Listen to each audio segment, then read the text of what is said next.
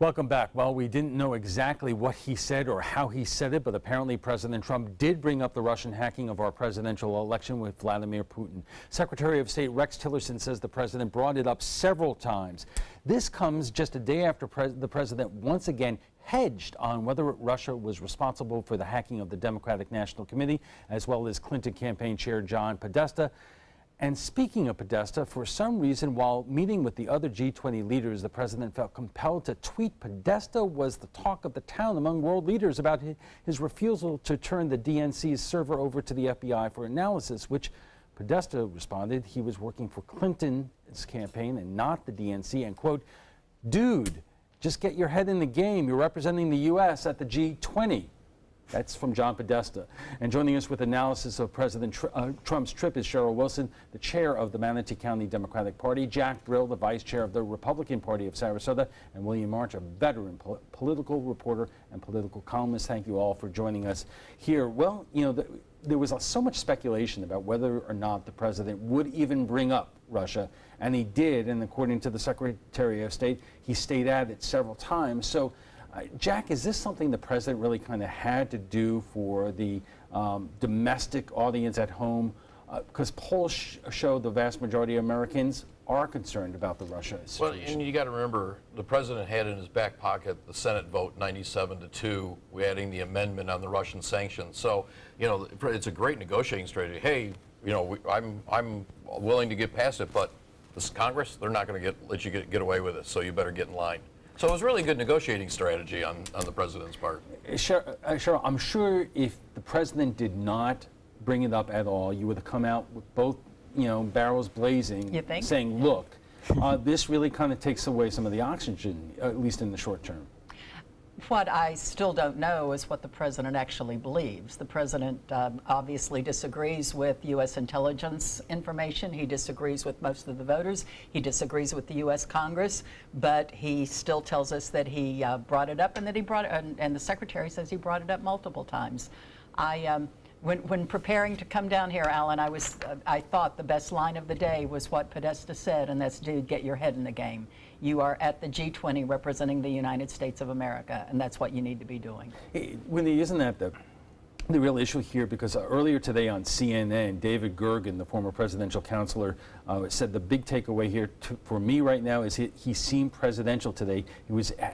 And we actually had a Secretary of State who was explaining stuff to us. How often have we had that? It seemed like we were back to normal life for the first time and the only time in the last few months. But then you get these strange tweets by the president talking about John Podesta in the middle of the G20, and people then go, you know, he can't stop himself. Well, Alan, Trump has done this over and over and over again. Whenever he starts to act presidential, or whenever his administration starts to do something like what you're talking about that makes it look like a real presidential administration, Trump himself goes off the rails in some crazy tweet and destroys his own message. Part of the problem that the administration is having is that Trump's aides will sit down and plan a week or even a month on a particular message to hammer it home, and then Trump will instantly destroy their plans by sending out, let's face it, some kind of crazy tweet like the Podesta thing today that completely distracts the nation from what they were planning, from what his own administration was planning to do. Jack, I know you probably want to take a hammer to the president's cell phone. I've come to the thought process that it's all part of his strategy to throw everybody off while they're working on the real deals. I'm hoping at least that that's what the case is. Give him a chance. Give it a chance. Let's give it a year. But, you know, but at the same time, apparently during the conversation, they worked out on a winding down of Syria a little bit. They talked about Ukraine. They talked about North Korea. So, you know, we're talking about tweets, and who knows? They may have put together 3 deals. In fact, it was reported that the folks that were actually the folks that have to work out the deals, they're working right now or burning the midnight oil, putting stuff together. So We you really know, won't know until the conversation's till tomorrow. As Bill says, you know, someone wrote him a good speech yesterday. The bar is low for him, I think, but someone wrote him a good speech, and then he goes to the press conference and just embarrasses himself and the country. So this is what we've come to expect. And I wanted to bring that up because the presidential historian Douglas Brinkley was on CNN today, and he called what the president did yesterday in Poland in terms of going again after you know, our intelligence community as extremely juvenile. He says, you know, the first thing you learn is that a senator or a president, a congressman doesn't diss their own country when they go abroad.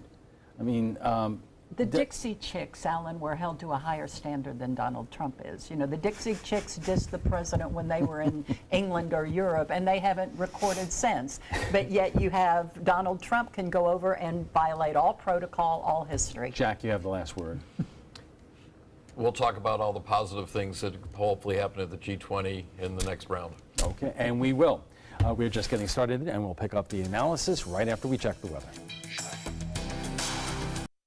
Welcome back. If you're just joining us, we are discussing President Trump's trip to the G20 summit, his meeting with Russian President Vladimir Putin, and U.S. influence abroad. Our guests joining us tonight are Cheryl Wilson of the Manatee County Democratic Party, Jack Briller of the Republican Party of Sarasota, and William March, a veteran politics reporter. And Wendy, you had one other thought about this meeting today and the president bringing up the Russia interference in the election. Well, just like Cheryl said, he had to bring it up. If he hadn't, he'd have been ridiculed back home, not just by Democrats. But I have to say the whole thing smells a little perfunctory to me. He goes in, he brings it up, and he apparently brings it up several times, stretches the meeting, the half-hour meeting, out to 2 hours. But then he comes out, and Tillerson says, well, Putin denied it. Did Tillerson expect Putin to admit it? Of course not. But Tillerson says, well, he denied it, so the only thing we can do is move forward. Again, the whole thing smells a little perfunctory to me. And 2 days before this meeting, last Thursday, Trump made a statement on this, said no one knows whether the Russians were involved. Well, that reminds me of when he said, who knew health care was so complicated? The answer, Mr. President, is everybody in the country knows it except you. And totally dismissive to U.S. intelligence. Totally dismissive. But I also think, disrespectful. you know, let Congress do their investigations. Let's get all the facts together.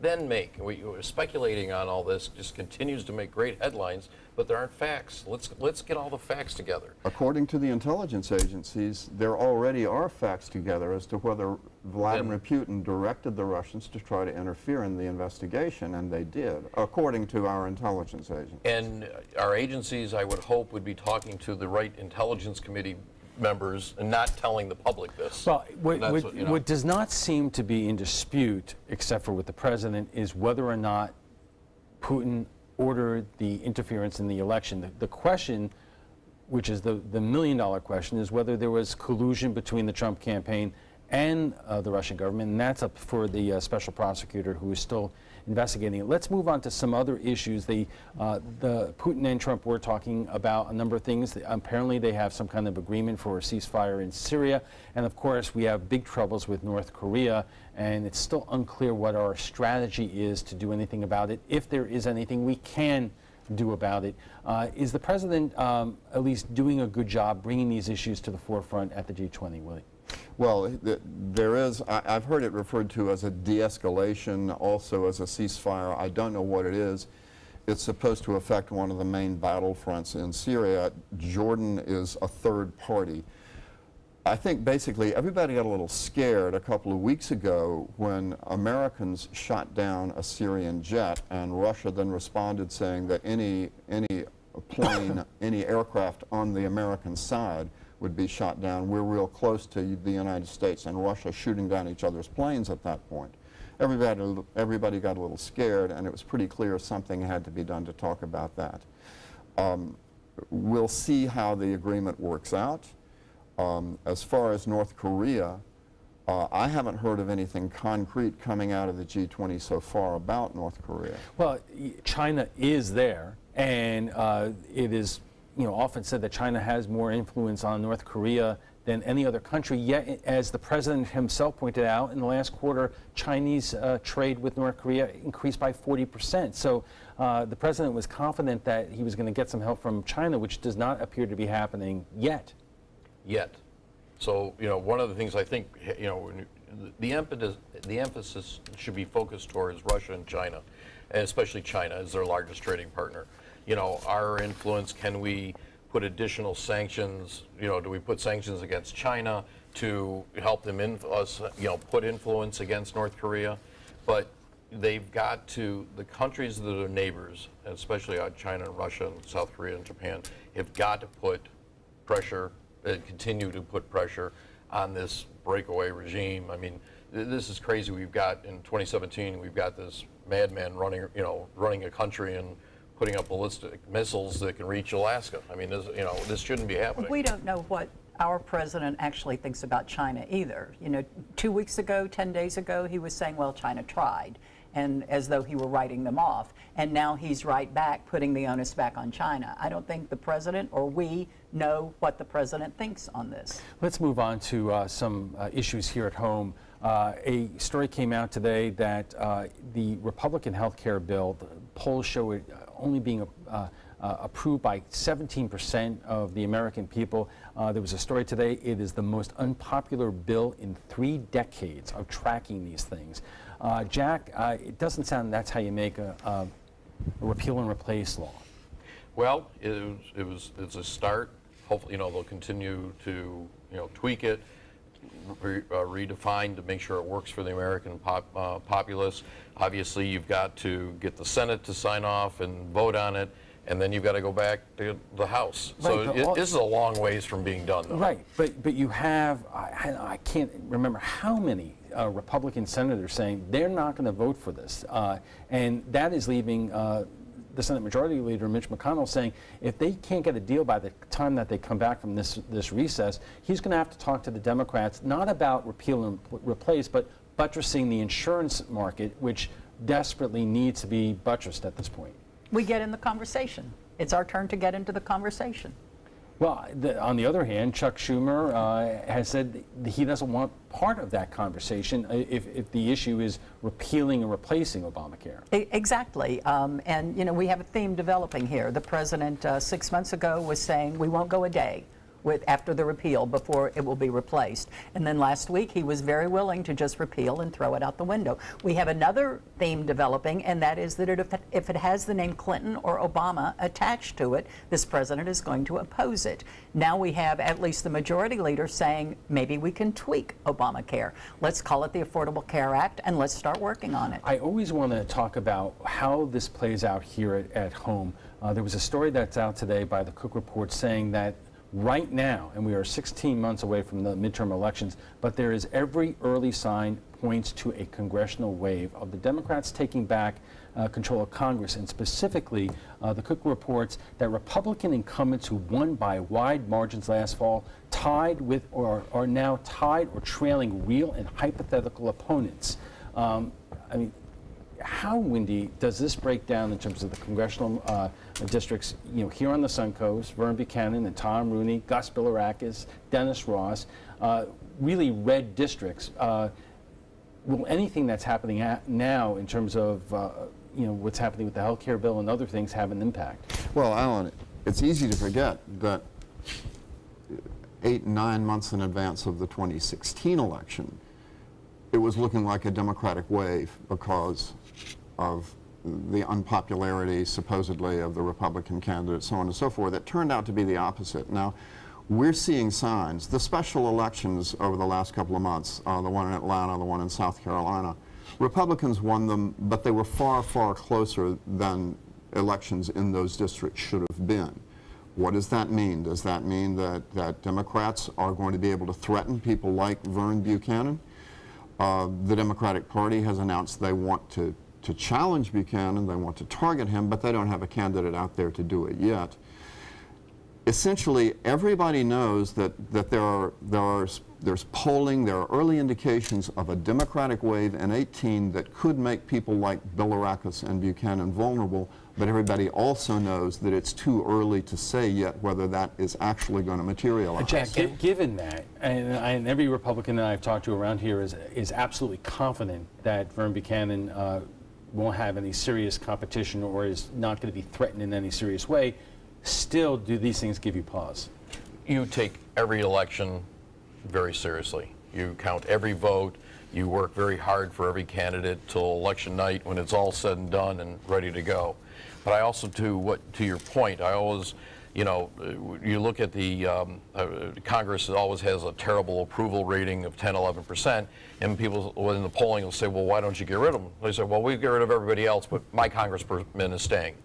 You know, so I get, you know, and plus we're so early, you know, taking the time. That's great with the polling. Let's get through the end of the year. Let's see what the year accomplishments And are. I will let you respond to that in just a moment, but All we right. have to take a break first, and when we return, we'll have final thoughts from our guests. Plus, what some of our viewers are saying about last night's topic, access to medical marijuana on the Sun Coast. Welcome back. What should we make of how President Trump is representing the U.S. at the G20 summit? Who else will we see? What else will we see in terms of changes in the U.S.-Russian relationship following the meeting with Vladimir Putin? Our guests join us right now for final thoughts. But Cheryl, I wanted to start with you. After talking about the polling that we're seeing, I know that you have a lot of enthusiasm, or you're seeing a lot of enthusiasm.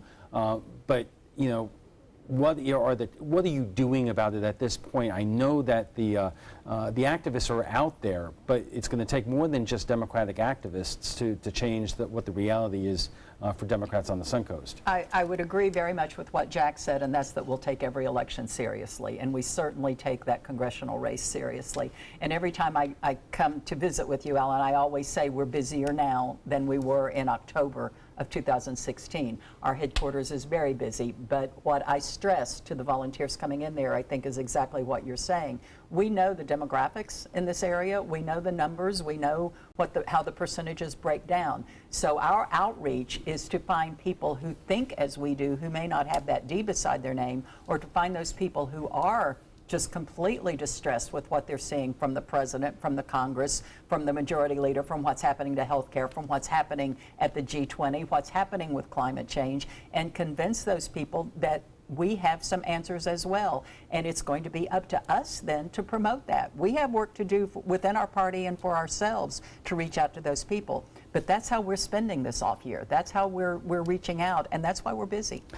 Jack, what kind of feedback do you get from local Republicans here in terms of, are they concerned about how the president's approval rating at this point, which in some polls is in the mid-30s at this stage, what are they doing in terms of getting ready for the next election? Well, you know, we're focused on the midterm elections coming up. You know, the presidential election's not till 2020. We've got Congress and local House and state Senate and county commission. Those are the races we're really focusing on. We're getting ready for those.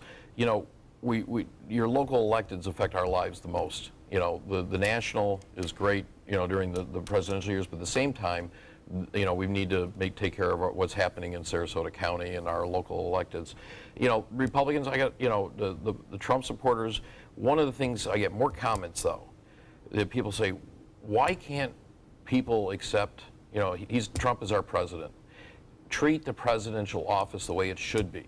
You know, and he's like, you know, when Obama won, we moved on, but now it's like they won't even give him the chance. Jack, and the Trump supporters, I read our viewer comments. There are a lot of people who write into this station who do not consider that Barack Obama was a legitimate president. You even had people out there questioning about whether he was born in the U.S. And luckily, yeah, there was, and that's might be passed. the incumbent president who was But questioning Wendy, I that. wanted to give you the last word here, and I think you wrote about it yourself, that Democrats being energized and active are not enough to win any election around here. Well, every Democrat in the country will say exactly what every Democratic county party chairman in the country will say exactly what Cheryl just said. They're seeing an unprecedented wave of grassroots support. People coming out of the woodwork is the phrase all of them use. But the unanswered question is, will that sustain for the next year and 3 months? Will it be enough to turn out the Democratic constituencies who tend to be low voting in an off year? And no one, given the reversal of what was expected before the 2016 election. No one is willing to bank on that yet. Same as the Tea Party wave that happened in 2010. All right, we'll have to leave it there. But before we go, we want to share with you what some of our viewers are saying about last night's topic, access to medical marijuana. Patients can legally use the drug in Florida, but are having trouble getting it. This week, the city of Sarasota voted to continue its ban on dispensaries for 60 days, and we asked what you thought about the ability of patients to get medical cannabis on the Suncoast. Judy Dean writes, "We, the people, voted for the approval of medical marijuana. Shame on you, Sarasota commissioners. This is just wrong that you are making it so difficult for people in need of pain relief." Timothy Warner writes, "Good for them. Medicine comes from pharmacies, not seedy buildings with green neon lights." A viewer going by the name Jeff, a Real American, writes, "John Morgan will eat them for lunch." And Debbie Azil writes, "Why should I have to pay extra for home delivery or drive more than a half an hour each way for medicine for my 14-year-old daughter needs and uses daily? The commissioners are acting in fear, not actually helping medical cannabis patients have access in our neighborhoods for our medicine." Well, what do you think about the G20 summit and the meeting between President Trump and Vladimir Putin? Join the conversation by visiting our Facebook page at facebook.com/news@7. And FYI, you can watch past discussions on demand. They're available on Apple TV, Amazon Fire, and Roku. Thanks to all our guests for being here tonight. Cheryl Wilson is the chairwoman of the Manatee County Democratic Party. Jack Brill is the vice chair of the Sarasota Republican Party. And William March is a veteran politics reporter, freelance writer, and political columnist